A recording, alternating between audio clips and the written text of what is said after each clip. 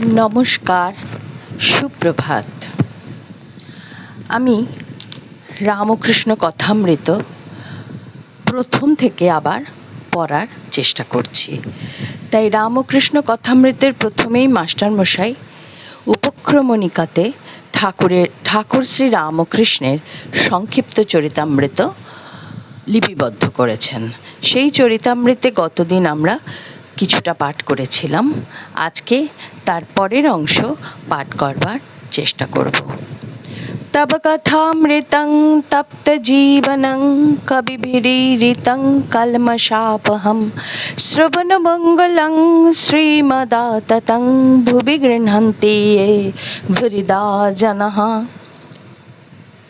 নিজে গান গাহিতে পারিতেন, অতিশয় সুকণ্ঠ। যাত্রা শুনিয়া প্রায় অধিকাংশ গান গাহিয়া দিতে পারিতেন। বাল্যকাল অবধি সদানন্দ। পাড়ায় আবাল বৃদ্ধ বনিতা সকলেই তাহাকে ভালোবাসিতেন। বাড়ির পাশে লাহাদের বাড়ি, সেখানে অতিথিশালা। সর্বদা সাধুদের যাতায়াত ছিল। গদাধর সেখানে সাধুদের সঙ্গ ও তাহাদের সেবা করিতেন। কথকেরা যখন পুরাণ পাঠ করিতেন তখন নিবিষ্ট মনে সমস্ত শুনিতেন। এই রূপেই রামায়ণ, মহাভারত, শ্রীমদ্ ভাগবত কথা সমস্ত হৃদয়ঙ্গম করিলেন। একদিন মাঠ দিয়া বাড়ির নিকটবর্তী গ্রাম আনুরে যাইতেছিলেন। তখন 11 বৎসর বয়স। ঠাকুর নিজ মুখে বলিয়াছেন, হঠাৎ তিনি অদ্ভুত জ্যোতি দর্শন করিয়া বাহ্যশূন্য হয়েন। লোকেরা বলিল মূর্ছা।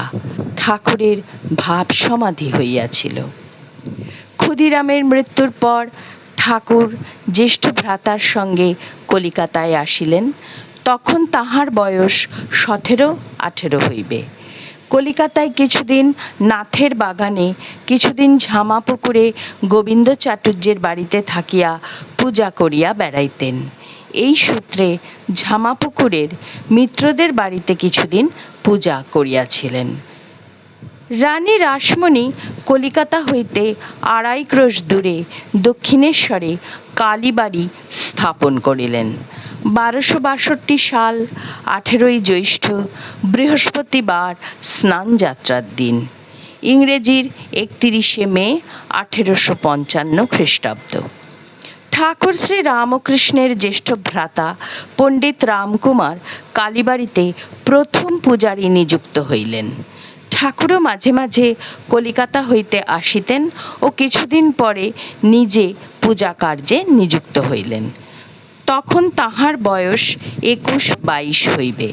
মধ্যম ভ্রাতা রামেশ্বরও মাঝে মাঝে কালীবাড়িতে পূজা করিতেন। তাহার 2 পুত্র, শ্রীযুক্ত রামলাল ও শ্রীযুক্ত শিবরাম ও এক কন্যা শ্রীমতী লক্ষ্মীদেবী। কয়েকদিন পূজা করিতে করিতে শ্রী রামকৃষ্ণের মনের অবস্থা আর এক রকম হইল। সর্বদাই বিমনা ও ঠাকুর প্রতিমার কাছে বসিয়া থাকিতেন। আত্মীয়রা এই সময় তাহার বিবাহ দিলেন। ভাবিলেন বিবাহ হইলে হয়তো অবস্থান্তর হইতে পারে। কামারপুকুর হইতে 2 ক্রোশ দূরে জয়রামবাটি গ্রামস্থ রামচন্দ্র মুখোপাধ্যায়ের কন্যা শ্রী শ্রী শারদামণি দেবীর সঙ্গে বিবাহ হইল 1859 খ্রিস্টাব্দ। ঠাকুরের বয়স 22-23, শ্রী শ্রী মার 6 বৎসর। আজ এই পর্যন্তই। কাল আবার ঠাকুর কৃপা করলে পরবর্তী অংশ পড়ার চেষ্টা করব।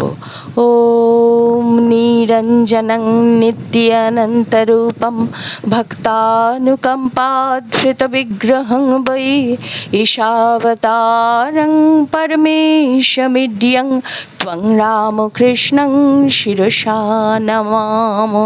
হরি ওম তৎসৎ। শ্রীরামকৃষ্ণার্পণমস্তু। जय प्रभु, तब कृपा ही केवलम।